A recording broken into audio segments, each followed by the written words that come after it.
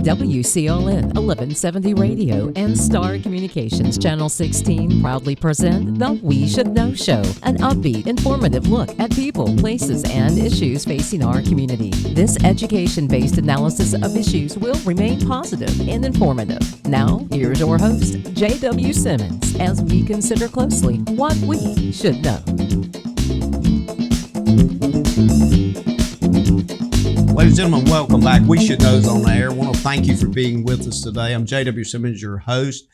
We produce this show for your benefit to kind of give you information and educate you each and every week. The show comes to you on Star Communications TV, Channel 16, simulcast on WCLN Radio on Tuesdays at 2:30. Also, there's a replay at 7 p.m. on Star Communications TV that you can pick the show up. So we hope you take a look at it and be involved in what we're doing and continue to give me feedback. Today, we're talking about the history of WCLN AM radio.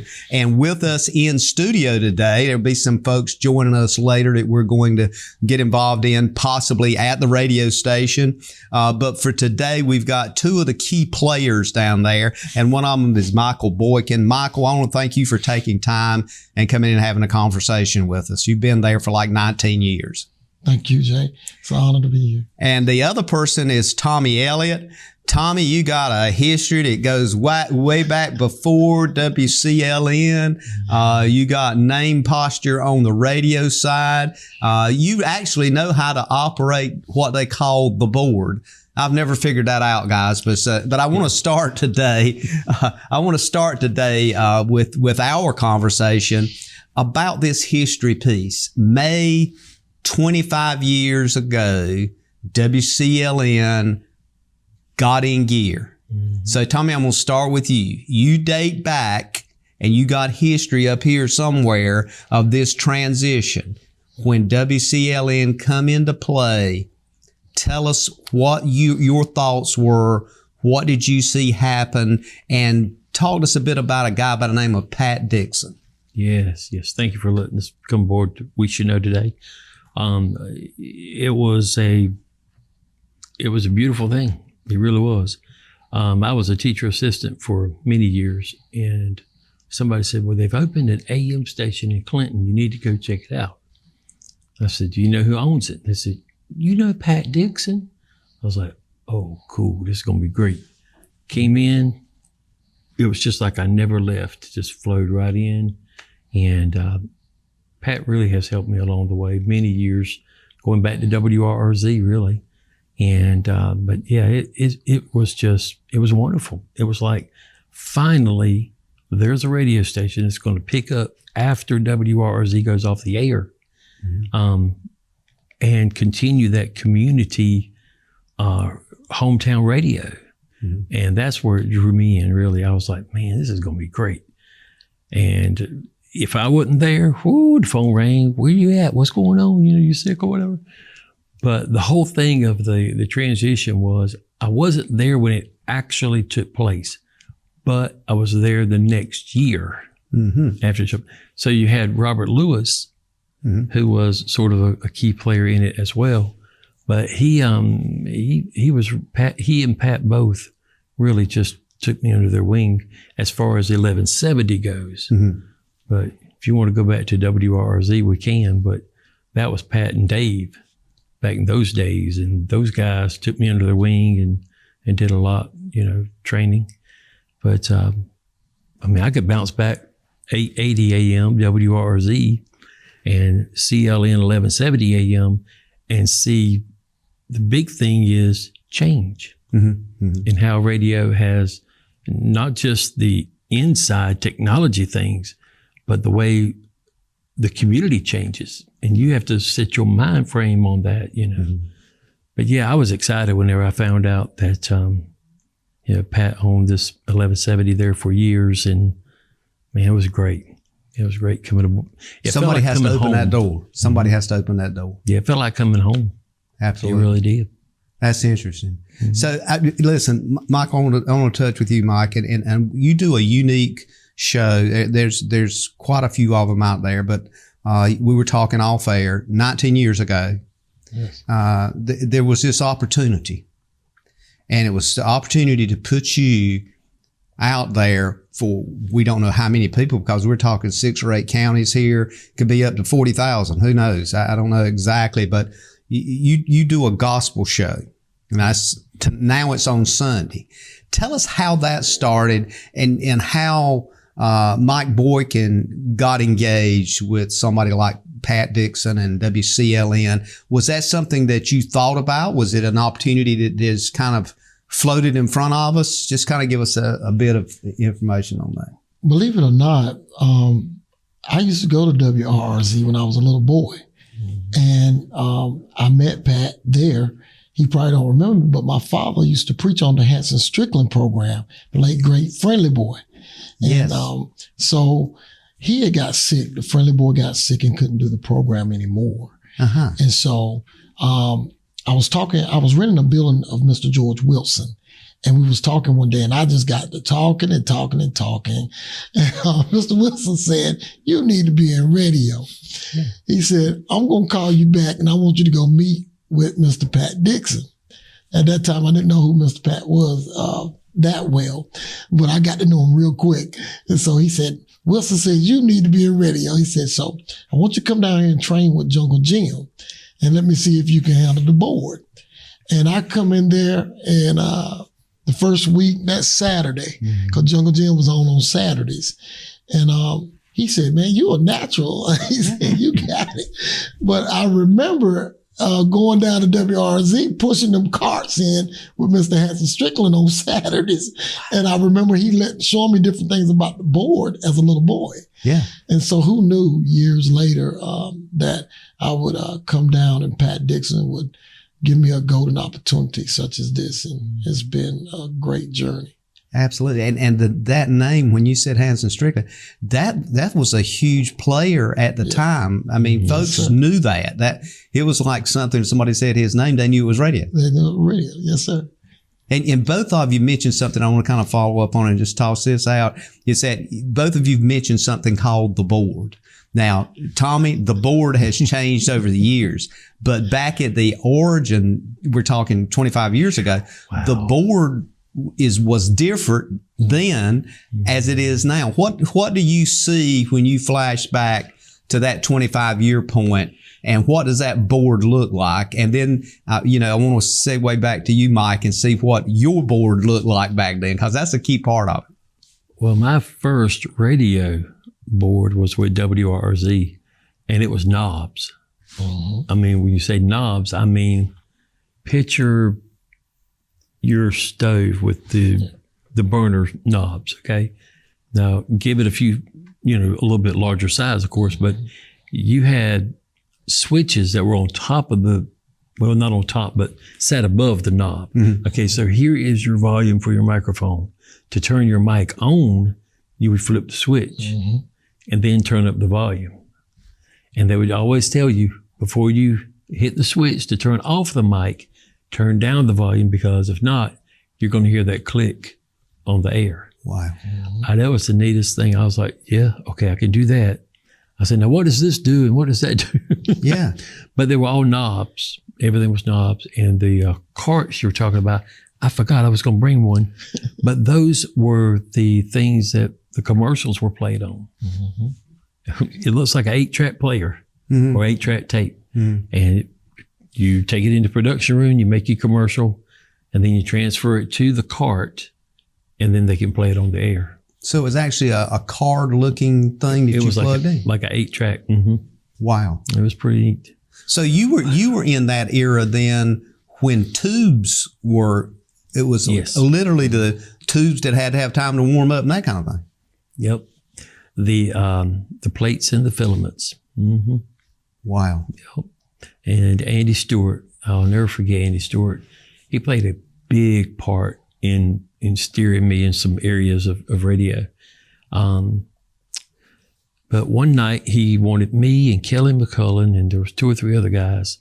And he says, you all need to learn how to describe things. I'm going to teach you how to describe things. And I'm going to teach you how to project your voice to make it sound like you're screaming, but you're not. Wow. So we were sitting in what we call the Studio B back then. And the music in Studio A, which was the on-air studio, there was nothing playing. And Andy said, I don't believe there's anything on the air, is there? And I listened. And I got up and I just took off down that little hallway. I grabbed the corner of the door, slid around, hit play, ran back in there and sat down. And I acted like, nothing ever happened, Right. And Andy says, you okay, Tommy the Fly? And that was it. That was the end of it, man. I mean, he stapled me for life. Well, and Andy Stewart, to just remind folks, was not only radio, but he was a city councilman here. And I think probably say he was outspoken would be an understatement. Yes. Yeah, I mean, because he had that volume of voice. And what happened was how I actually, the very beginning at the get-go with WRZ was my brother was dating a girl who worked on Sundays. And she said, well, I'm sure they won't mind if you want to come in. We have NASCAR. I was like, not. She goes, yeah, we broadcast NASCAR. I'm like, cool, I'll go watch that. She goes, watch it. It's radio. We have to listen to it. And then when they take commercial breaks, we have to take our commercial breaks. I was like, oh, that is going to be interesting. Later on, you're not going to believe it, but my brother married that lady. I have 2 nephews now from them, and it's great. It's fantastic. Guys, we got about 30 seconds, and I'm going to have to go to a break. But Mike, I want to come back. Mike, I want to kind of get you to give us a picture of what you saw that first time you went in the studio, and it was just you and that board that y'all refer to oftentimes, and so we can kind of visualize. We just jumped from several years here now. We're 19 years ago now versus 25, 35 years or what have you. So I want you to kind of give us an example of what that felt like and how it impacted you and how you adjusted your program to fit that. Ladies and gentlemen, we'll be back in a moment. We're talking about the history of WCLN radio over 25 years ago. The history celebrated in May of this year. Stay tuned. We'll be back in a moment. Experiencing slow internet? If you have a fast internet package, the problem is most likely your wireless router. With more devices using Wi-Fi, your wireless router may not be able to deliver the speed and coverage you need. We now have the leading solution to enhance your internet experience. Using small devices in a mesh network, these Wi-Fi appliances cover just about any size home so that all your devices can operate to their fullest potential. Whole home Wi-Fi from Star Communications. Get the most out of your internet connection. If you run a business, you need sales. To get sales, you need customers. To get customers, you need exposure. Let our team of experts craft and produce the perfect video ad to reach your intended audience while making the most of your advertising dollars.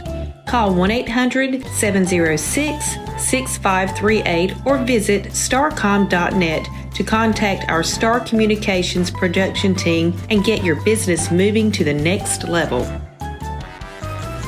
Welcome back, folks. We Should Know's on there. We're talking about the history of WCLN Radio, 25 years. And we're talking with Tommy Elliott and Mike Boykin. Mike, Tommy was just talking about his first engagement and experience and what he saw with radio. Now, you entered this picture some 19 years ago, and we were talking off camera a bit, and you were discussing this idea that you had talked to Pat, and there was somebody made the statement, well, you definitely can do this because apparently you kind of like a lot of the rest of us, we like to talk and tell things. So you had not only the voice for it, but you had the energy for it. But what you do is unique in that you have an audience and you chose to focus on gospel music and faith as your show. Now today, as we're talking, it airs on Sundays, correct? Yes, sir. But it didn't start like that, did it? No, it used to come on Saturdays and Sundays with the old Friendly Boy.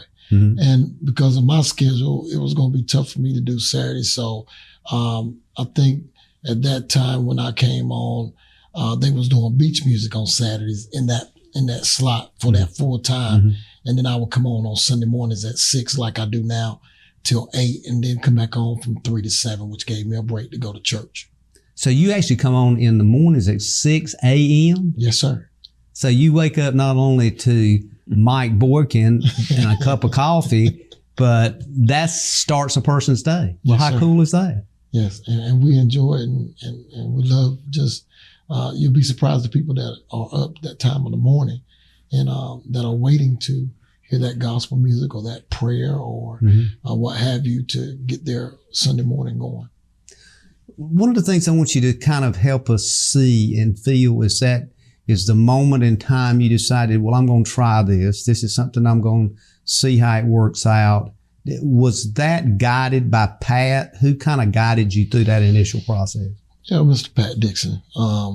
He really inspired me that I could do it. And he said, I want you to come in and just meet with Jungle Jim and get some training and see if you like it. And my first session with him was just amazing. He learned me how to turn the button. It's just like the on and off button where he had the switch. Yeah. I just had a button that I could tap. Yeah. That says off and on, which, comes and then to slide up. So you had to remember to turn the mic off. That was one of my sticklers at first that I was troubling with, but I got used to it. Make sure you turn the mic off and then you could talk, because sometimes the phone will be ringing and you holding the whole conversation and the people are hearing your conversation because you didn't slide the volume down. So they're hearing the music, your conversation, plus, trying to hear the music. So over the years, you learn to make sure you hit the off button and slide the volume down. That's what they now refer to as a hot mic in media. And if somebody, especially these politicians, are still talking, they don't know their own mic. Yes, sir. Yes, sir. Wow. And back then, people still had recorders, so they was using those cassette recorders, and they had you and they song conversating with whoever you were conversating with in the song. So I try to make sure we turn that down, turn it off. That's called mental agility. Yes, you got right. You got to think through the process. And one of the reasons I think this is so interesting to kind of go through this with you guys is that a lot of folks possibly sees what you do and think, oh, well, anybody can do that, but not so much. I mean, I can tell you personal experience, everybody can't do it. So when you look at that and you think about what you chose to go into, tell us why Michael Boykin felt empowered and this is something you needed to do, particularly as it relates to faith-based music. Well, I've always been into the church. My mother and father both were pastors, and so it gave me not only an opportunity to be a blessing to the community with the latest in gospel music, because got to think I was in my early 20s then, so it gave me, I felt at home. And you know how you get that feeling. I had that feeling when I was in the studio that day, the first time I went in. And so ever since then, it was just, I saw the opportunity to be the next face for the community with Hanson Strickland stepping down, after 50 some years of serving. And so I wanted to serve my community, and that was a way to do that. I'm interested. That's a very important thing you just said, is that you see it as a service, that you're actually doing a service for the community. This is not just a job for you. Yes, sir. We get the pastor messages out because we have preachers home, and not only that, and that's for the people in the nursing home who can't get out. They're there and they want to get that word. They want to hear that preacher. They still want to be a part of the world. And so we bring that to them through WCLN. And I think that's a beautiful thing, man. And then not only just the preaching, just what's going on. We let people know, this is happening. Somebody's having a cookout, or even with the death and funerals, if someone has transitioned, you letting them be a part. Do you sometimes feel like you're speaking not for somebody, but on behalf of somebody that could not ever get to the microphone, but you're willing to carry that feeling forward for them? Very much so. Definitely, because we would get calls from the nursing home. So Mary Grand, Southwood, Forest Trail, all of them. We get calls from them. If someone will give them the phone, they may tell them, call Michael Boykin or tell him I need to tell him something.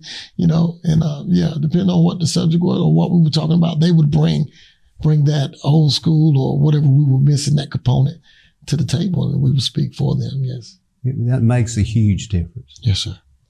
Tommy, I know you've done several different things at the radio station. I've even heard you do the country store. It's like sometimes you have filled in here, there, and everywhere else. What particular area or program that you've been on do you feel like, or do you feel closer to? Oh, that's easy. The Amazing Afternoon Show. I mean, I started that thing in '94, and it's been on and off the air since then. But I'm really starting to enjoy the morning show. I was afraid that Jeff and I aren't going to gel. He's more sports and, high school sports, and I'm more music and movies and, but it has gelled. It really surprised me. It's gelling really well. It's come together well. well. I think so. Mm-hmm. I want to segue, Mike, back to you. You've mentioned it, I think, 2 times, and Tommy mentioned it, the word Jungle Jim. Now, you got my attention, and you got the audience's attention. So you guys has got to explain who Jungle Jim is, and did he swing on a rope, or what? What is this? Who wants it first? He swing on his own rope. Yeah. You got it, Tommy. Who's Jungle Jim? What's that about? If I remember correct, wasn't his name Jimmy Boone? Mm-hmm. Yes. When he wasn't working with the phone company, he was there on Saturdays. Mm-hmm. And he, seriously, this is the truth. He would turn the lights off in the office, go to the studio, close the door, turn on the lamp, and that's all the light he used. And I said, Jimmy Boone, what in the world? He said, I'm setting the mood. I'm like, what? Setting the mood for what? Yeah. But that was his way. He said, I feel like this music, I can present it better if I'm in this frame of mind, because this music came out when maybe power wasn't even, or maybe you just had a radio, Yeah. Not so much power, but the radio. And he says, and you got to think like the listeners are thinking. Yeah. The first time I heard that Hank Williams Sr. song, my daddy was in the field, things like that. Sure. Radio is a theater of the mind. Yeah. It's not, it's like music. Music's the universal, the universal language. But when you look at the radio, and like you were saying, you got to have a purpose for being there. Mm-hmm. You've got to let the listeners know that they are top. They're A1, they're A+. Mm-hmm. Friendly Boy used to say, yeah, they love to hear their name called out on the radio. Mm-hmm. And I said, really? He said, mm-hmm. And I just happened to be there that Sunday morning, and he said, watch this. And he plays a song, and it starts up, the phone rings. He answers the phone, hangs up the phone. Well, this is for Sister Alben, Magnolia, and I'm like, dude, how in the world? And over the phone would ring, Mm-hmm. and he would say their name. And that was just, to me, that was the ultimate. I thought, that's the attitude and the focus I'd like to have in radio, is that it is about the community. You got to make that listener be number one. That is so interesting. So we now know, even though it's radio, that radio has to have ambiance. Thank you. And that ambiance drives that show. Mm-hmm. So Mike, back to you. When you look at what Jungle Jim did, what did he leave you with? Well, paying attention. His main job was to make sure I knew how to work that board. Yeah. And he stayed on me about making sure, I turned, because I had a bad habit of not turning that microphone off. And so the phone would ring. And so he taught me the board. He taught me the basic. And he taught me how to work the computer with the board, because you got to think, when I came on, computers was in effect. So you got a wave card, you trying to work that, plus make sure that's on, and making sure your mic is off so you can play your commercials.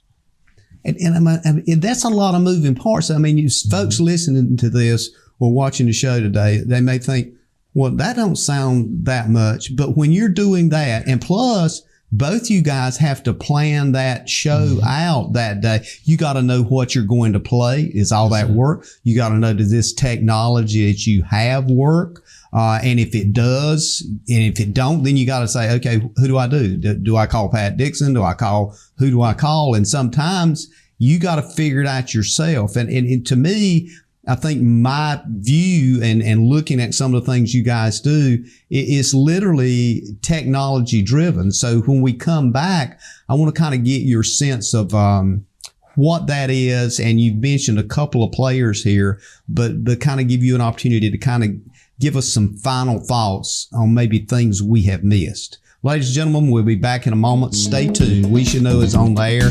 Call a friend. We're talking about the history of WCLN 1170 AM out of Clinton. Be back in a moment. Computer viruses, malware, and ransomware are out there. They're dangerous, and they can steal your identity and damage your equipment.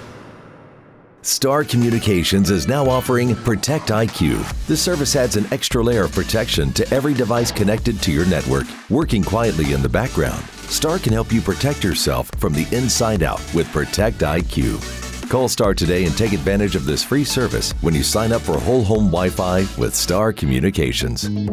Welcome back, folks. We Should Know's on there. We're talking with Tommy Elliott, WCLN Radio, Mike Boykin, WCLN Radio. Two different shows. We're talking about the history of WCLN Radio right here in Clinton. And we've gone back, Tommy, far enough to touch on WRRZ and some notable folks there. And probably when we talk to some other folks at the radio station, we're probably going to search back that far as well, I'm sure.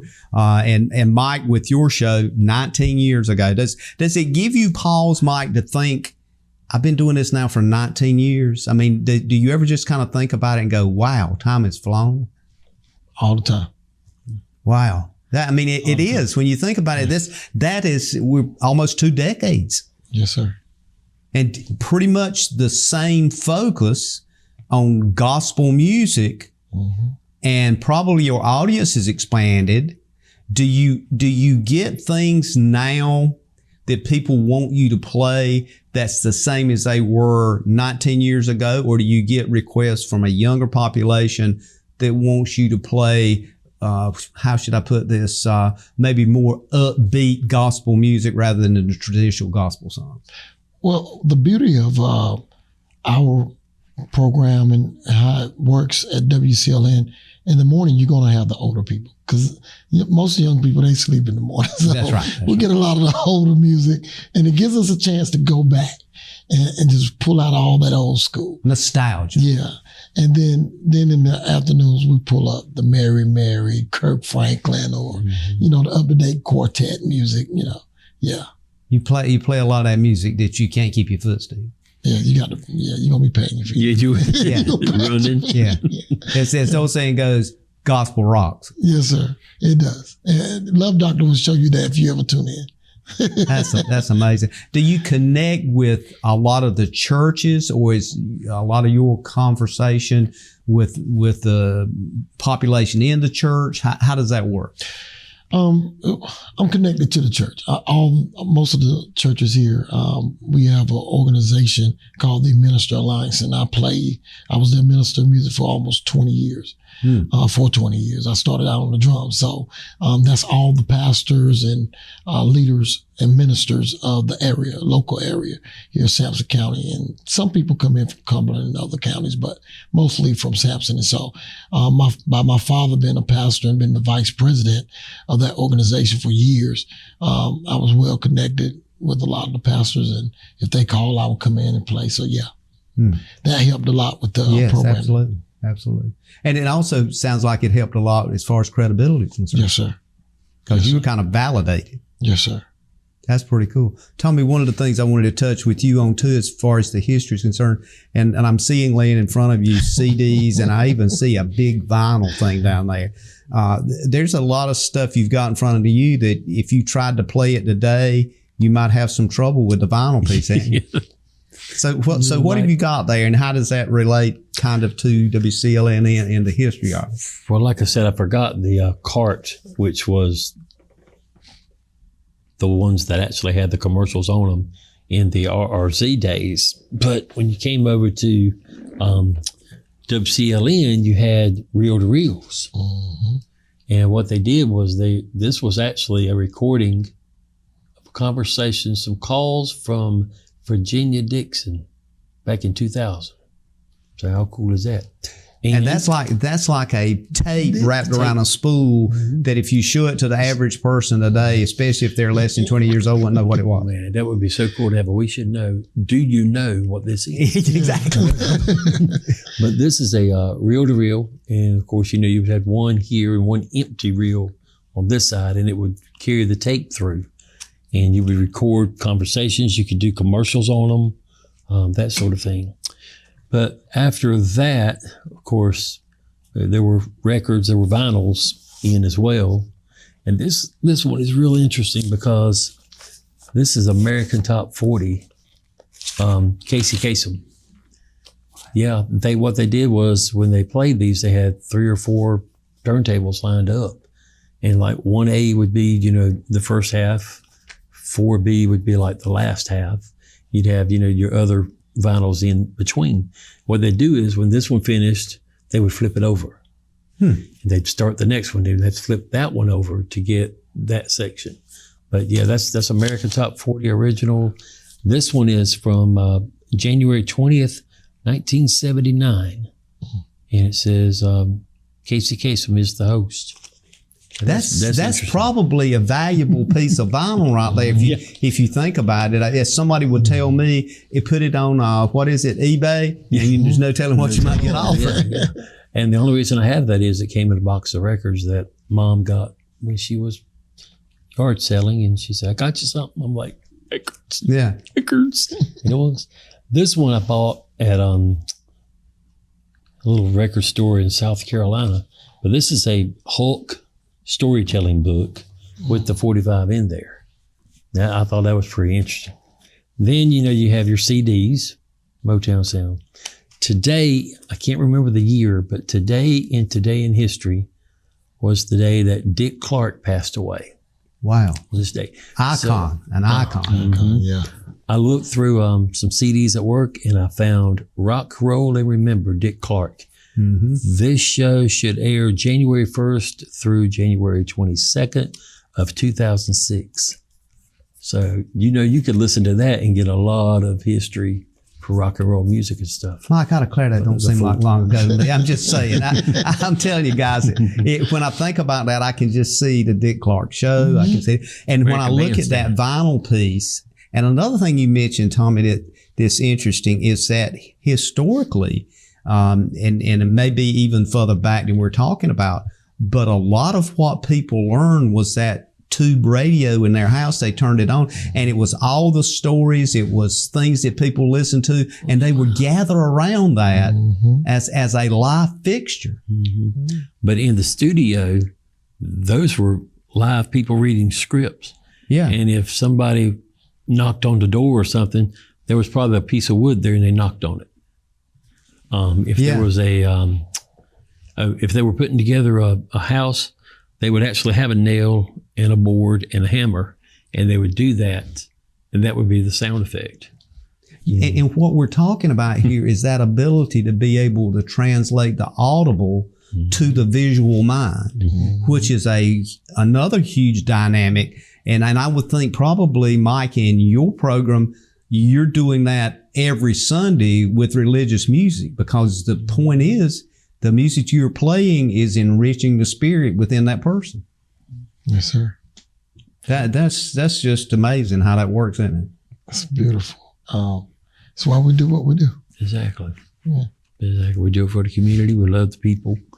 And I'll be honest, I could see us going 20 more years. Mm-hmm. Yeah. I won't say 25 because that'd be what? I'd be 103, Mike. Yeah. So I want to run this by both of you. Same question. Looking back at your history, looking back at where you are now, and Michael, you're looking back 19 years. What would you have done different, if anything, with your experience with radio? For me, it would be, and the morning show proves it, would be to read more. Mm-hmm. not just read a comic book, but to read the newspaper, to read current events that are going to affect our community.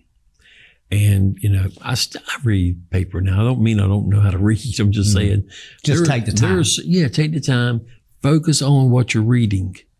And now, how can I take that to the microphone and relay this message to our listeners who say, I didn't know that. I'm glad he told us about that. That sort of thing. But mine would be definitely reading more and studying on things of the community more. Because, that's what we're trying to do. We're trying to make the community realize, we're here. We're still here. We're still kicking, and we love you. That's a good point, Michael, because it takes time to do what Tommy said. It's amazing that the amount of stuff that I read just trying to do a show. I had to kind of tee up and put some time in trying to figure out what I'm going to do with radio here, just having this conversation. But I'm thinking in terms of a gospel music show, you just mentioned a while ago, you got to not only know what's current, but you got to know where some of these songs come from, because songs are stories, are they not? That's right. That's right. I think for me, looking back, I probably would have recorded more of my shows, because back then we had VHS tape. And so we had that. And so looking back, I would have taken that and recorded it and probably critiqued my show a little bit more than what I did back then. Because a lot of times I would go off the cuff, off the moment. Because you never know what call you was going to get. Or what person was going to call in dealing with something. Absolutely. Or somebody may call and say, can you just pray for me right now? So that kind of thing happens. And so, but really just looking back, I probably would have did more recordings and critique myself a little bit more to be better. Well, listen, I want to thank both you guys for being with us today. And I'm just going, this particular segment, I'm just going to close out with this idea that what you do moves body, mind, and soul in people. And it is an experience. And if folks hadn't dialed in or tuned into WCLN 1170, you can now do that on your phone, online. It's the technology now is just going crazy. So, Michael, if somebody wants to hear your show, they can do that. But it's WCLN 1170 AM. They can pick up both your shows. We're going to be talking with some other players, should I say. They call them hosts at the radio station, as we put this piece together to celebrate WCLN and its 25th year anniversary. And some of the people there, I'm just hoping that we have people in the future that'll step into those places and continue this journey that you guys have started. Again, thank you very much. Ladies and gentlemen, stay tuned. We'll be back in a few minutes here with some additional commentary from some people that you know and know the names of at WCLN Radio. We'll be back in a moment. How can your friend save you money? It's easy. Refer a relative, coworker, neighbor, or friend to Star Communications. Friend signs up for high-speed internet service. Friend's new account is confirmed. Friend gives your name to our service representative as the one who referred them to Star. You receive a $30 internet credit. It's just that simple. And even better, receive a $30 internet credit for every referral that results in a new confirmed account. High-speed internet from Star Communications. Refer a friend today. Providing fewer commutes, more backyard offices, and crystal clear meetings. Providing less, you froze up, and more presence in your presentations. Providing a better internet experience. Providing possible. You're out for an evening on the town. Finally a chance to relax and forget that you left your front door completely unlocked. Fortunately, you just installed a security system from Star Communications. With just your cell phone, you can check on your house, lock it down, light it up, and get back to relaxing. You forgot to put Buster in his crate. Unfortunately, we can't help with that. security, and automation from Star Communications. Call today to find out more.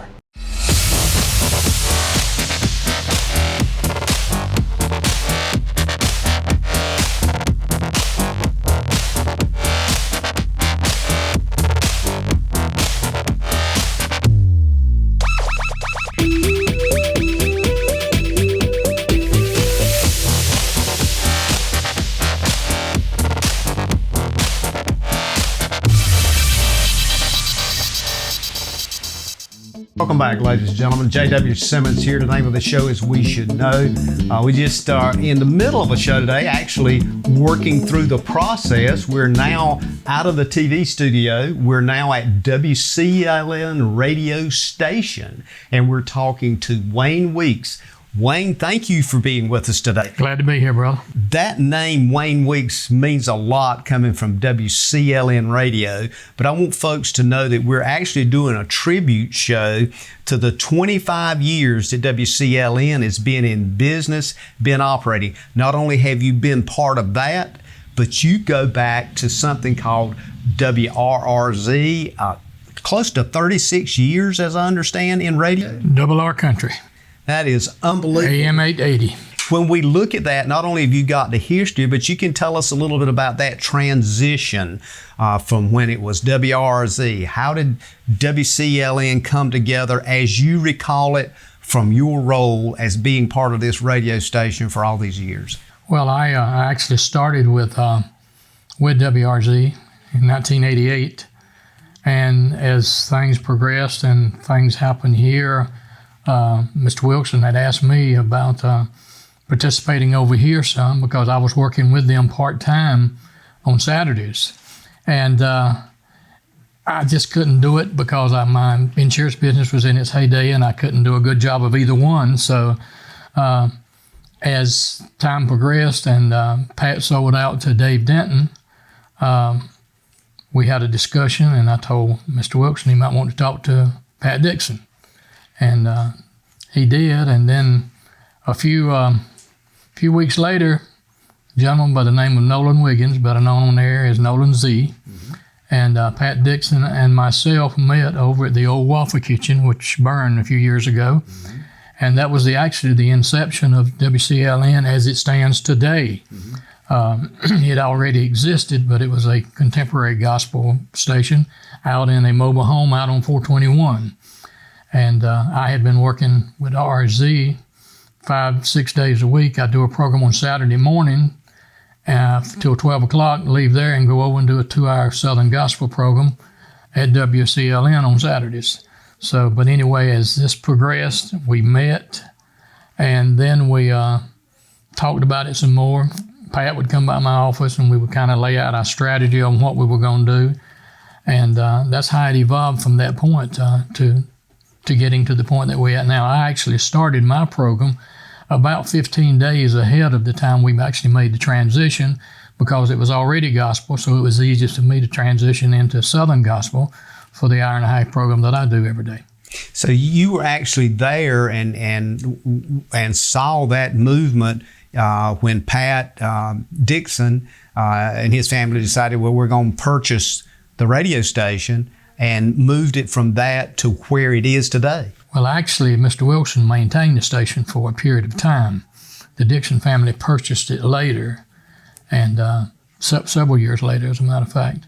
But yeah, I was there during all this time. What's the origin of this radio station, WCLN 1170? Was the origin of this a gospel radio show? Was there a vision for all of the kinds of programs that you guys do here now, or it was always envisioned just to be gospel? Originally, it was to be gospel, and George and I think it was his wife came up with what was WCLN. They said, "We're your Christian listening network." Okay. WCLN. But then as we made the transition, AM 880 was still country, and Dave had it at that time. So we decided we'd change the format and go to a oldies and beach music type format. Basically, oldies is what it was, with me doing the hour-and-a-half Southern Gospel like I had always done before.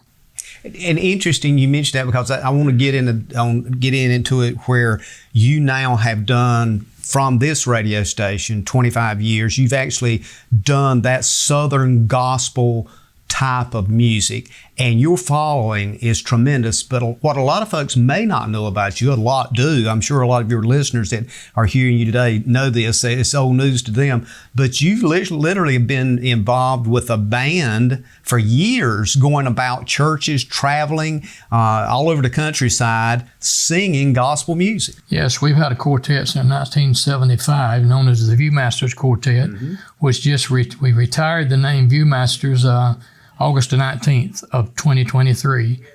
We still get together once in a while and do a little something, but yes, we traveled up and down the roads, had a bus, and it was an interesting time over the years. So the Viewmasters literally traveled not only just in the area here, but all over the state. All up and down the eastern coast, yeah. We did a lot of traveling, sang with some of the top name groups. I was in the Pigeon Forge one time at the the Southern Gospel Music Hall of Fame, and I was walking around in there looking at the different names, and this old boy came from the head of house at Mill Pond now. Poor boy. And I looked at it and I get teary-eyed every time I think about it. But there was 23 of those top name groups that I had the opportunity to be on stage with and sing with and be a part of. Not part of the group per se, but be on their program with them. And that was a very humbling experience to me when I realized that. It just hit me all of a sudden. Well, I've known you for a long time, and one of the things that strikes me, at what point in time in this journey with gospel music, with radio, and we talked about you've been involved in this in some capacity for 36 years, and we're just talking about radio. I'm not talking about the other gospel part. But can you imagine, do you just think about the lives that you have touched by doing this all these years with WCLN prior to that, but just with WCLN, because this radio station touches multiple counties? Well, I've had many people call me, and yes, I've often said I wished I would have started taking names of people that I knew back in the days with RZ, the ones that's going on to meet their rewards, because there's so many. I can't remember them all now. But there's times, we were just talking about this the other night, Monday night, with Frankie and some of the guys in the quartet, the lives that we have touched, not even realizing it at the time it was taking place. But I sit right here sometime and I think, well, I've been doing this so long, I'm about burnt out. It's time for me to step aside and let somebody else fill those shoes for a while. And just about the time I do that, it's like I'll get a phone call and somebody says, that was the song I needed. How did you know I needed that song? That was exactly what I needed at that moment. And I'll just look up and say, okay, Lord, I've got your sign. I'll hold on a while longer. I'm glad you brought that up, because it was something I wanted to ask you about. As you reach that point, and everybody does in their life, you've got to kind of pass that flame at some point in time. Is there a yearning, is there a need for the people that's younger than both you and I out there that really want to see this Southern gospel music maintained, that want it to be part of their life, that want it to be part of WCLN, AM? Have we lost that market? Just give us. I think in general we have lost a lot. We still have a big market here, but as the younger generation comes in, they're not as familiar, I don't think, with Southern gospel, because a lot of our churches has left the old Red Book hymnal, as I call it, Victory in Jesus, page 120 and stuff like that, But because of that transition, and I'm not saying anything negative about that, but I think we've lost some of that Southern gospel audience because of that. We still have a lot there, but yes, it's transitioned some. But, the gospel music is still here, and it's here to stay. You have so many artifacts. You brought a couple of pictures for us today, and one of them closest to you is 4 people on there. Obviously, there's 2 of them we know, Pat Dixon and Wayne Weeks. Tell us about those other 2 people right now. The other one is Dave Denton, who was one of the owners of WRZ also, who is deceased. And the one standing behind him is Andy Stewart, who was, he knew that station up one side and down the other. City councilman here. And was a city councilman here. And Andy passed away at the age of 36 with aneurysm. And another picture here, again, of Pat Dixon and Wayne Weeks, and the guy in the middle again. This is part of the origin with WRZ. Yes, that's Michael Courtney in the middle. Plays piano just like I just called his name now. Yeah, by ear. Yeah, yeah. Going back to Dave, I got to tell this right quick. You know, everybody at the radio station has kind of a nickname. Mm-hmm. Well, like Nolan was Nolan Z, and Pat was Grandpa Pat. Well, I'll tell you right quick how I got my name. Never asked for it, didn't think about it. But Dave was he was a humorous guy. And back in the days when computers had just started, a lady, and we don't know who it was, he don't know, he didn't know, and I still don't know, called one day and asked him what WWW stood for. He says, Wonderful Wayne Weeks. And that stuck. And so that's how it's been Wonderful Wayne ever since. Well, I'm sure your lovely wife loves that name. Well, I call her Lovely Linda. Listen, we got about a minute coming up. I want to give you about 30, 45 seconds here just to kind of anything that strikes you that really just is one of those marks that's left on your history with radio that you want to share. Well, I enjoy what I'm doing. I would like to see some of the old stuff like we used to do. Like when we first came over here, we did a lot of things, crazy things. We used to at RZ, we had what was called the Hang 'em Out Club. Mm-hmm. And they'd give you a report, tell you if you could hang your clothes out that day or not. Mm-hmm. And if you were probably a member of the Hang 'em Out Club, then you got a clothespin that said Hang 'em Out. Mm-hmm. We came over here, we became these little badges, and you were Over the Hill Gang is what we were. And you could come in and get your badge, and you were a member of the Over the Hill Gang. So just little things like that, which we don't seem, everything has evolved and changed with all the businesses over the year. But that was something but it's their radio station. As I tell them every day, call me if you got a song you want to hear, and I'll try to play it for you if I can get it, because it's your station. I want to play what you want to hear, what you're going to get a blessing out of. And this little thing right here, North Carolina Association of Broadcasters, that was something we won a few years ago in Wilmington. We went down, picked it up. Pat, Nolan, Mr. Wilson, and Robert E., who was with us for a period of time here. I want to thank you for taking time to sit down and talk to us. We literally had to get out of the TV studio and get to the radio station so we can make this happen. So again, thank you for what you've done for all these years. We look forward to hearing you every day, all day sometimes if we need to, and sometimes we do need to. But stay with it, Wayne, and hold strong. I'm sure there's somebody out there waiting to step in those shoes at some point in time in the future. We'll be back in a moment, ladies and gentlemen. Stay tuned. We're at the radio station in downtown Clinton, WCLN. It's a special moment. 25 years in May here of WCLN radio. And as you just heard Wayne Weeks talking about, he predates that to WRRZ. We'll be back in a moment. We'll be right back with more of today's special extended episode of We Should Know. If you run a business, you need sales. To get sales, you need customers. To get customers, you need exposure. Let our team of experts craft and produce the perfect video ad to reach your intended audience while making the most of your advertising dollars. Call 1-800-706-6538 or visit starcom.net to contact our Star Communications production team and get your business moving to the next level. Welcome back, ladies and gentlemen. We Should Know's on there. We're at the radio station in downtown Clinton, WCLN. We're doing a whole show today on the history of WCLN radio. One of the people we're about to talk to is Nicole Nelson. Nicole, thank you for being with us today, and thank you for having a conversation with us. You have a history in radio. When you came here, you were doing radio. Tell us a bit about Nicole and your history and how you got involved with WCLN 1170. All right. Thank you for having me, JW. Thank you for featuring our little station, too. But I actually got into radio in 2000, late 90s, 2000. I was a student at App State, and it was just part of the program up there. They had an opportunity where you could, part of the curriculum was you could do some time at the local radio station on campus. And I did it, fell in love with it. Actually got a job offer from the local stations up there and started working WATA with the Highland Communications group. And from there, just fell in love with it. I was going to school for journalism and said, no, this is where I'm going. So I've been doing it ever since. I moved down here when I got married, had some kids, came down here where my husband's from, and literally had no idea what I was going to do.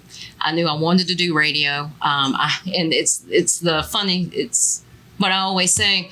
I was 8 months pregnant, showed up on Grandpa's doorstep, and he gave me a job.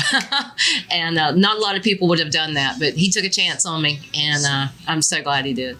Grandpa Pat, meaning Grandpa Pat Dixon. Yes, sir. And he's been an inspiration. He has, for getting this radio station going, for moving it forward. And you've held multiple kinds of announcing positions here. One of the things you do now is something called the Country Store. Yes. People literally love that program. Just kind of give us a periphery, if you will, of things that you have done and some of the things that really trigger you more than anything else that you do on this show.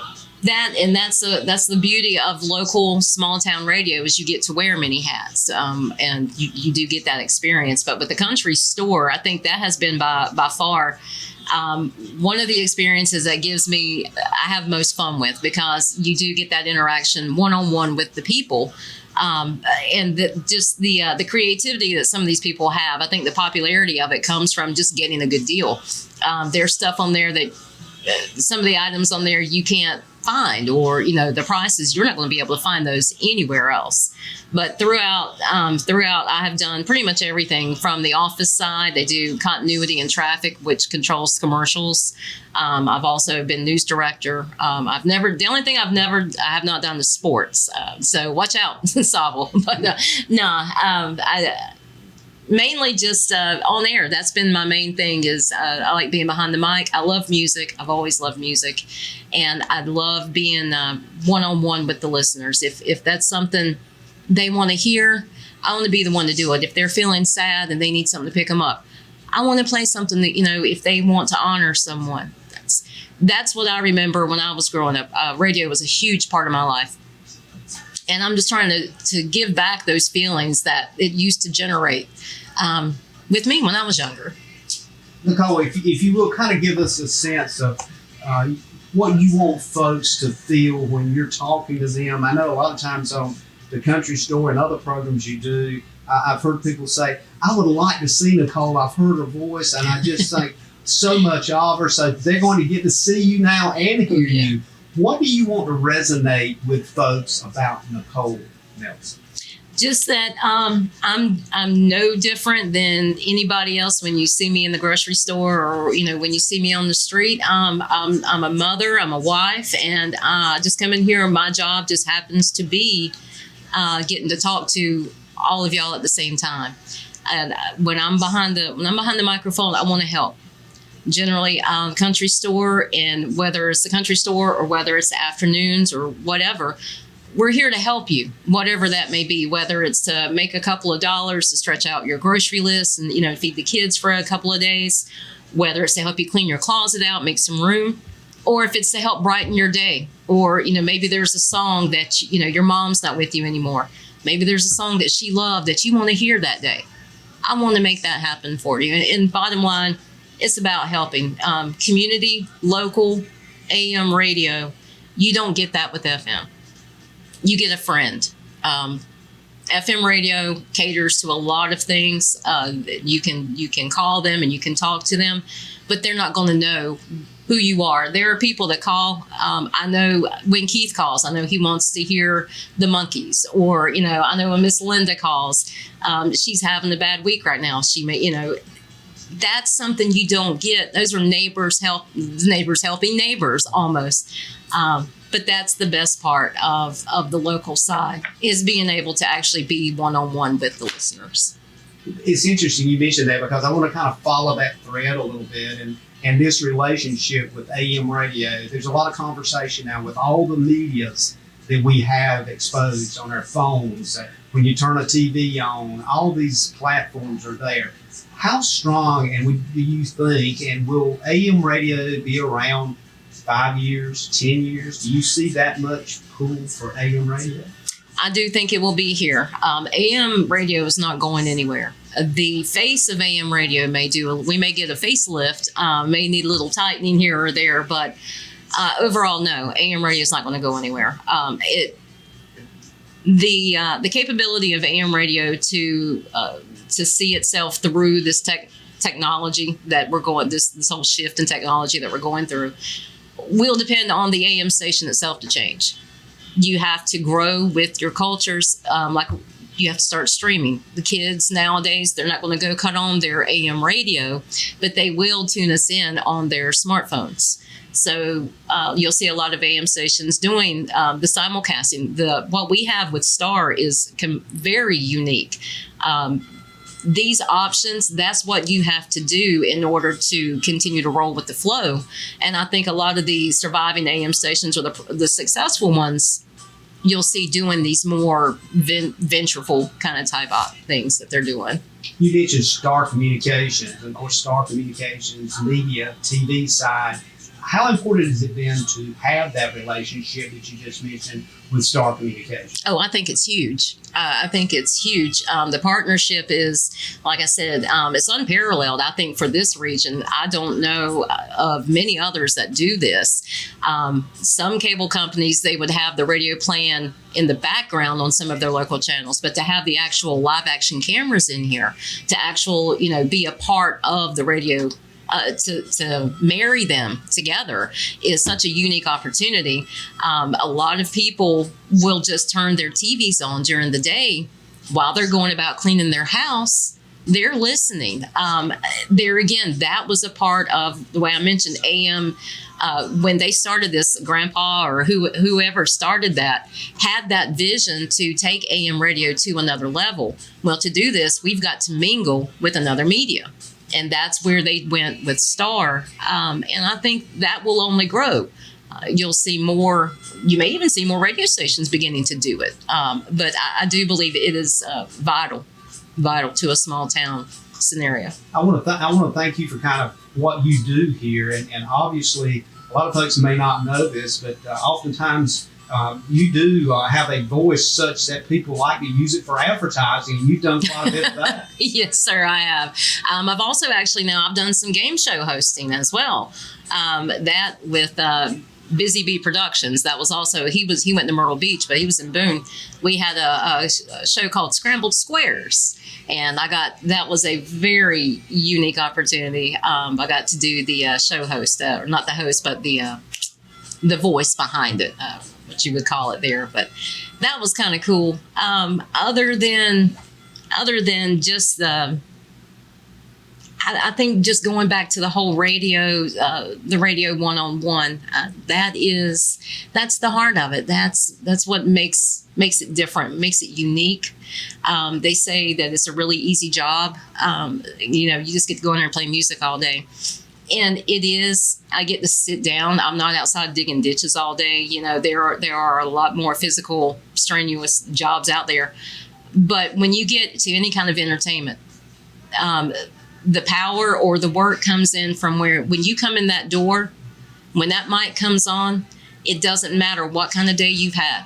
It doesn't matter what happened to you before that mic comes on. Those people want they want somebody to uplift them. And that's where the strength comes in.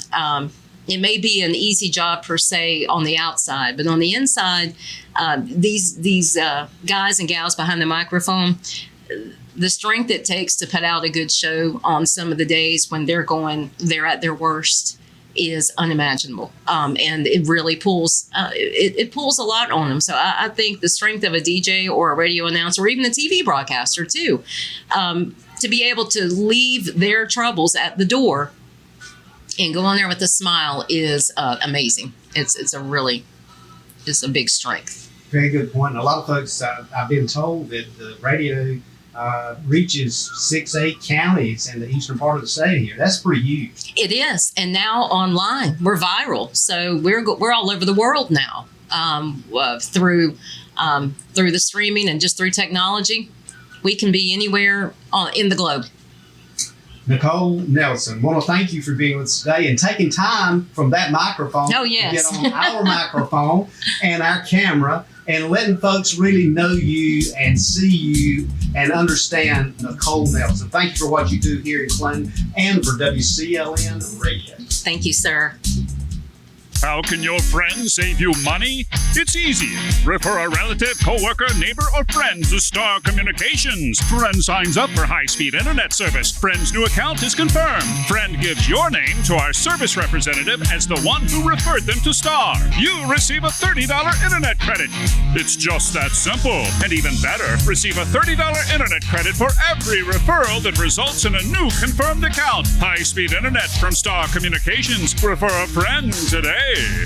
Ladies and gentlemen, let's continue our discussion about WCLN Radio, 1170 AM downtown Clinton here. And as we're sitting in the radio station, we happen to run on a guy that knows a little bit about this, was part of something called a morning show, and it hosted a guy by the name of the L Man, Grandpa Pat, and Nolan Z. We have with us Lyman Horn. Lyman, thank you for coming in and just having a conversation. It's good to be here, JW. Absolutely. This feels like homecoming to me. Well, it was how many years? Oh God, it's been did you say they're getting ready to celebrate how many years here? 25 years. 25 it's the 25th anniversary in May, this month in May, and as this show airs in May, we're looking at 25 years. And you were part of that. And at the same time you were doing it, prior to going to, should I say, your real job, you would come to the radio station and sit down with these two other guys, Nolan Z and Grandpa Pat, a.k.a. Pat Dixon. And you guys did a show that was just totally, what's the words, off the rails? That would be appropriate, but it was a great way to get the morning started. Lighthearted. We did Today in History. We do the famous folks who were having birthdays. We do current events. Of course, Nolan and Pat, I had to help them with the rockers when they had their birthday. One of the funniest ones was, Skunk Baxter. His guitarist with Doobie Brothers. And I said, Skunk Baxter, who's that? But he was a very prominent, played with Steely Dan and the Doobie Brothers. And they didn't know who Skunk Baxter was. Wow. What you did, you dated them right quick. You know, they were like, this is a little too relevant. I don't even get into it. They dated themselves. I didn't have to work real hard. Well, tell me this. So when you guys were on the air, one of the things that I heard a lot of people say, this is just so real. There was nothing scripted there, was there? Absolutely not. Absolutely not. It was all off the cuff. And sometimes there was things that were said. A lot of folks didn't realize this. Once it went out, it was like the toothpaste. You couldn't pull it back in. No, we didn't have a delay. So if somebody said an ugly word or whatever, it went out. And we would have to cover it up somehow, laugh or something. But anyhow, it went out. And it's still that way. But, it's going to be, you can be hard pressed to find an AM station, small town AM station that's lasted for 25 years. Exactly. It's probably pretty much unheard of, I would guess. And successful, especially in today's market. We've spent some time talking to other folks for this show about the importance of AM radio going forward. And there still seems to be a taste for AM because of the community-driven capacity. Is that what you're thinking? I think you hit the nail on the head, because we're focused on this community, and that's what people want to know. What's going on in their own community. We used to get the local paper. We used to get it every day. I don't think we do now, but at any rate, we would have Sampson Independent in here, and we'd pick out the highlights and the lowlights, and if news was breaking, we'd break it. And there was a lot of humor on the show that you did with Pat and Nolan, but there was also those contentious moments. And a lot of folks thought, well, where is this going? But you were always able to maneuver it. So which one of you was it that maneuvered that to get it back on track? Because I know there were some times that I thought, man, somebody's going to get up and walk out on this thing. I would normally throw out the controversy, and Nolan would kind of smooth it over. But me and Pat, we get into it every now and then. Me and Nolan, we get into it every now and then too. But it was a lot of fun. Well, and we talked about Pat, his background being in engineering and those kinds of things. Right. And oftentimes you see people that has that kind of technical, analytical mindset. They're not as, should I say, savvy as Pat is. His personality was larger than life. I mean, he was funny. He was comical. He knew how to talk to people. He projected well over the radio, obviously. And I think he spent some time up at WRAL for a while before he came back He here. did a couple of years, I think, and got into this station. Mm-hmm. So kind of just for folks to know, you did this in the morning, left here, and went to your day job as CEO and Executive Vice President of Star Communications. That's exactly right. Actually, I didn't come down here by myself. Larry King, who managed our cable TV system, he was coming down here in the mornings.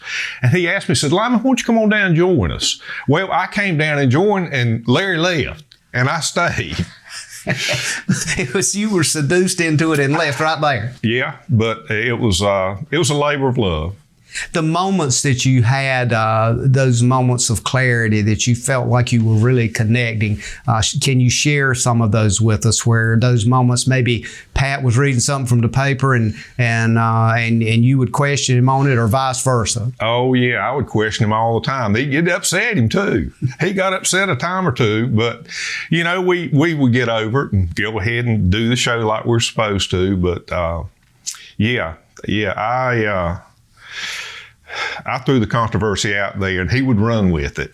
And Nolan would try to rein us both back in. He was almost like the referee. He was the voice of reason. If there's people out there listening to you, Lyman, and they're remembering this show, and they're grasping what we're talking about, hopefully there is, and somebody says, we'd like to recreate that. What would you say would be the formula to recreate that morning show? I think it was the personalities, the three personalities that made that show. If you could ever get those three personalities back together, that magic would be there. It really would. And in doing that, you see some shows now that people are doing as podcasts and other things that have some similarities, but it doesn't quite get that three-pronged, three-stool connection. The spark's not there like it was for us. Exactly. And the other thing I think going forward is a question I wanted to ask you because of your background in communications. As you are now out in the public, you're away from that desk job.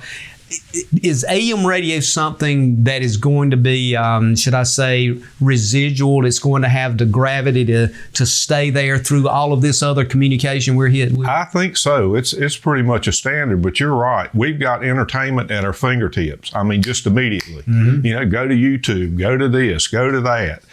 But this happened, and it stopped.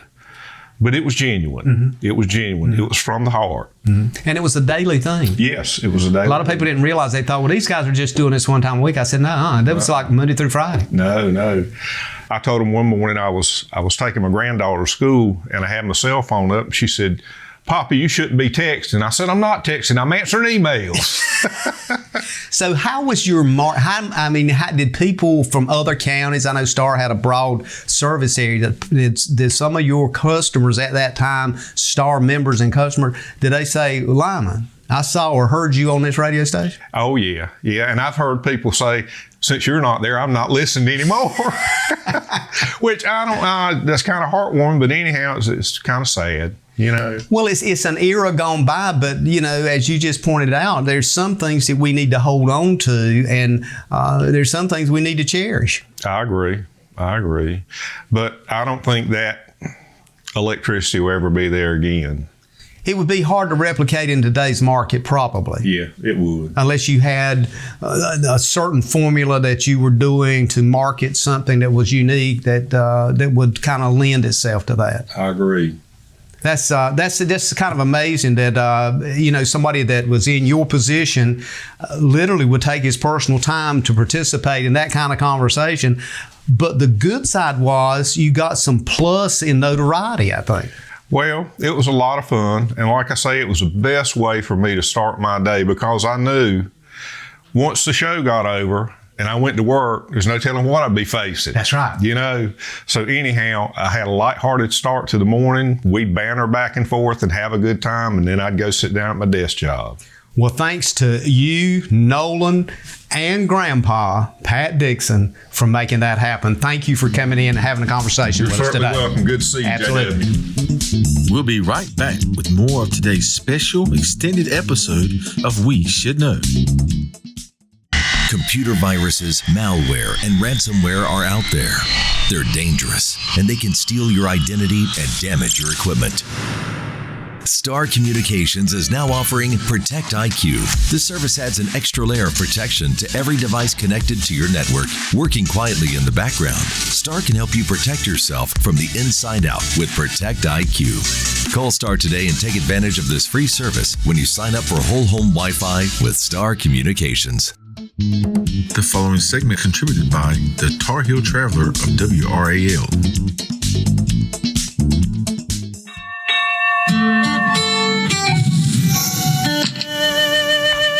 And the gang is all here, and it's showtime. It's early. It's cloudy this morning. There is a chance of rain. Well, we've had that. We may get some more. Grandpa Pat. What you got over there out of Florida? And Nolan. They all turned out fine. It's the morning show on Oldies 1170 with the Over the Hill gang.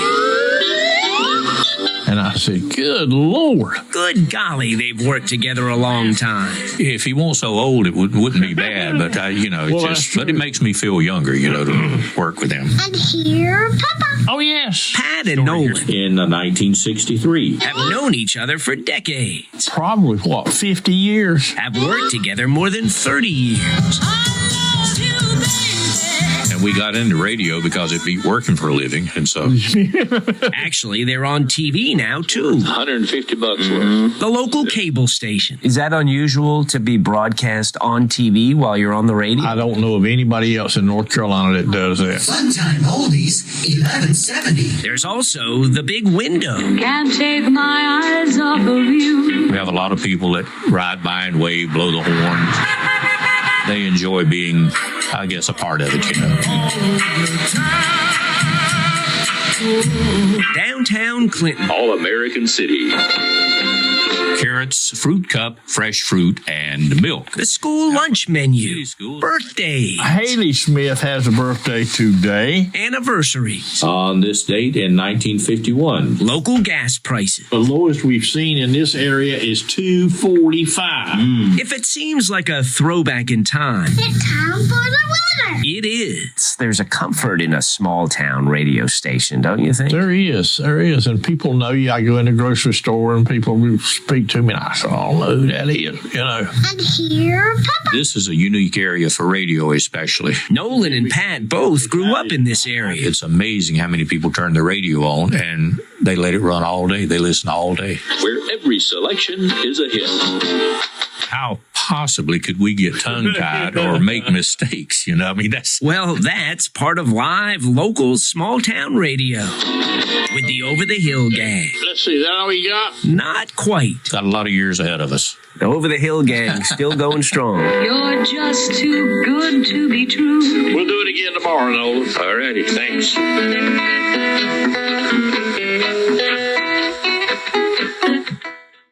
Honey, do we pay our bill? What bill? The Star Communications bill. No worries, honey. With Star's paperless billing and automatic draft system, I get a notification sent right to my phone. There's no need to be bothered with those paper statements, and our bill is paid on time every month. Well, that's easy and convenient. It sure is, honey. Honey? Yes, dear. The baby. Oh, right.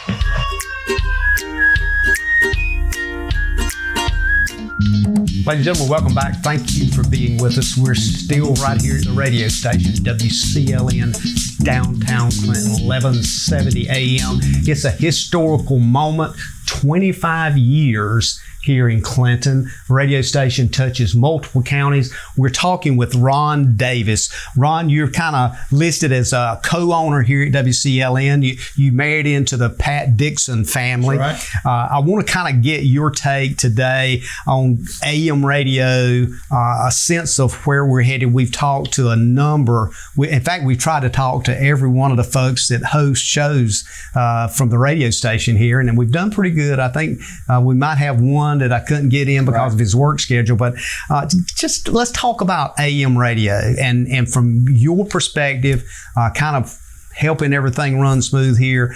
Where are we headed with AM radio? Is that something that is solid in the future? And how do you look at it as maneuvering and weaving through that field of technology and competition that's out there? Well, AM radio has always been the foundation of communities, especially smaller communities. And, we're celebrating 25 years in May, and we're really excited about that. And I think AM radio has had its place in the community. It has its purpose in the past, and I think it will continue to have its purpose in the future. Social media is real big, but I don't think social media can do things that AM radio can do. A lot of things in the social media realm, sometimes you don't know if it's true or if it's false or what have you, even with the local information that comes out on social media. But with AM radio 1170, if you hear it, you know it's true. And we've built that reputation within the community. One of the things that I wanted to touch on as well, your father-in-law, Pat Dixon, also known as Grandpa Pat. We've lost how many times? It used to be times 10, however many grandchildren he has, and we don't know how many that is now. It's amazing. It's amazing. But I looked a bit, and you gave me some information too, at his background. It was almost like he was destined for this kind of responsibility. I mean, he had been involved in radio at WRZ with Wayne Weeks and others. He ended up, I think you can help me understand this, kind of segueing into this when George Wilson decided he was going to do something with the radio station. That's when he kind of stepped in. Yeah, Pat was actually retired from WRZ when Mr. Wilson asked Pat to come and create what you see today. And Pat wanted to put his own footprint on it. And so Mr. Wilson gave Pat the reins and said, make it what you want. And so Pat took something that didn't exist and wanted just to create a place where people could get information, a community place where people could come and get information. And I'll give you a real quick story. Back in the early days, Grandpa was needing Mr. Carr, the construction worker, to come and do some work for him, and he couldn't find him. And so he basically got on the air that morning and said, if anybody's seen Mr. Carr around town, we need him to come by the radio station. Well, it wasn't an hour Mr. Carr come in the radio station. Wow. And, that's a funny story, but it's true about AM radio and what it can do for the community. And so Grandpa built what you see today. And, and I'm just a good steward of that. And, and so he's done an excellent job in being the conduit between the information that the folks need to hear, and also maybe helping them go back in time a little bit to their childhood with some of the music's played. Absolutely. And the origin kind of, I guess, of the station itself had that deep Southern gospel music kind of origin to it. It did. Yeah. The original 1170 had Southern gospel, and that's what was played on it. And so, we have the gospel hour. We always kept that part of our programming. And then Sundays is, of course, all gospel related. And so that's a big part of what we do. And folks really like that part as well. One of the things folks might not know is Pat Dixon, Grandpa again, was an engineer at WRAL. I was not aware of that. Yeah, he was telling us last night. Grandpa took a train from, I think it was Mount Olive, if I'm not mistaken, to Chicago. And Mount Olive may not have been the place, but and he went up there to get his engineer degree. And came back and worked at WRAL and a number of things, and then got planted here at WRZ, and then, of course, here at WCLN. And I think one of the things that I've noticed with I'll call him Pat, but I've noticed with Pat all of these years, he couldn't get away from that heart for Clinton and surrounding area. He graduated from Clinton High School.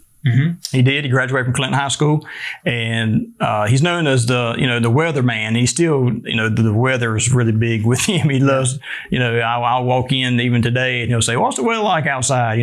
But he spent all these years, with just letting folks know about the weather, just that simple. And so folks come to know him as the weatherman, Grandpa the weatherman, and just anything he could do to help folks within this community to just be better and have a better place to live. And so I think that's what WCLN has done over the last 25 years. And hopefully we can continue to do that another 25 years. A lot of us that are in this quote communication world, and I know you know it well, is about advertising and bringing advertisers in. WCLN's always had that ability to bring local folks in to do advertising, and many of those local folks end up on the radio. That's right. Talking about their product or service. How does that network into the importance of AM radio? Well, it's very important. It helps us do what we do with the community. And I've been around since 2000. Grandpa started in 99. I've been around since 2000. I was in the backdrop doing sports with Clinton High School in Sampson County, what have you. But I do know for a fact, because I was involved and still continue to be involved, of course, with the sales, we've never had an advertiser come back to us and say, hey, it didn't work. Not one. And so, and on top of that, we've got advertisers that have been with us from the very beginning for 25 years. And so, AM radio in local communities, it works.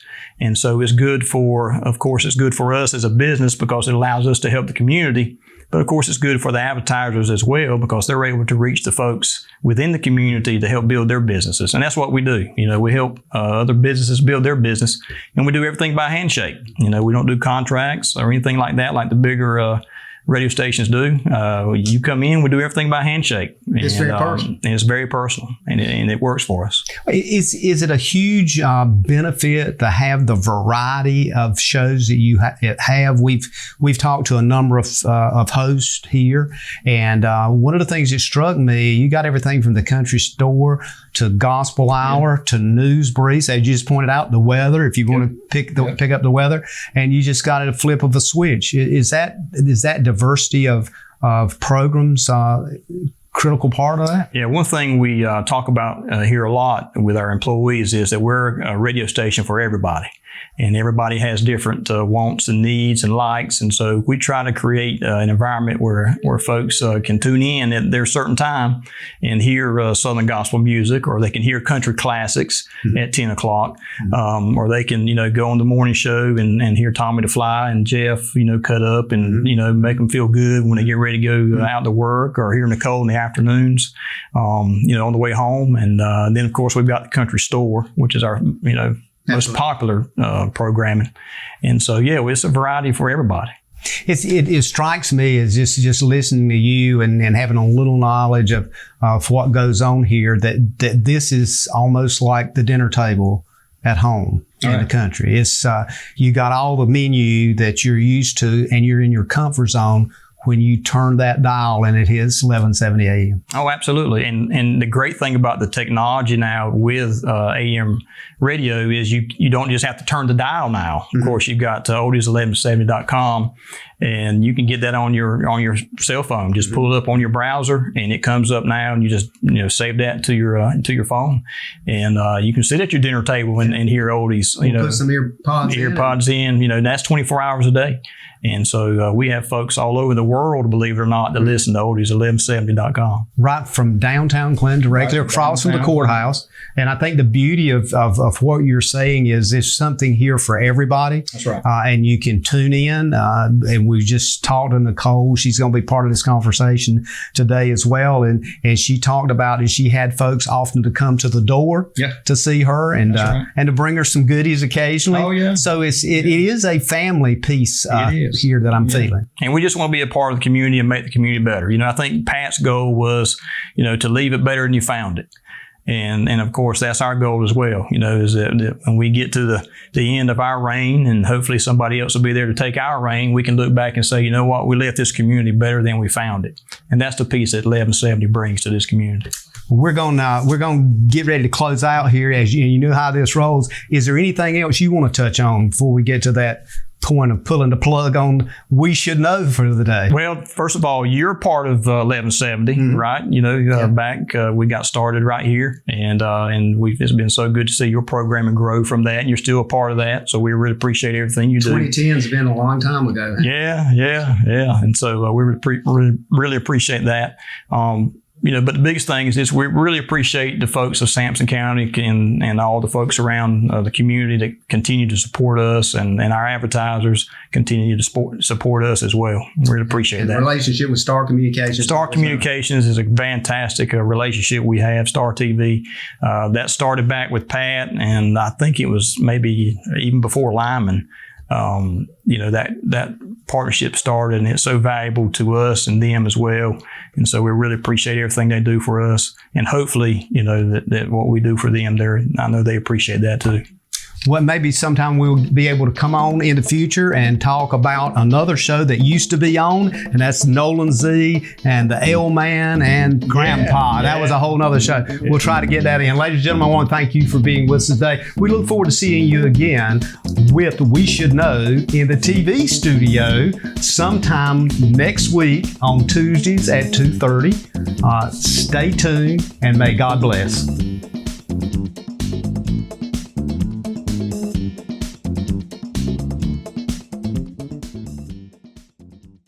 Thank you for tuning in to this week's episode of We Should Know with host JW Simmons. If you have a question, comment, or suggestion regarding this or any episode, please send your emails to weshouldknowedu@gmail.com. And remember to tune in every Tuesday at 2:30 for another informative episode of We Should Know.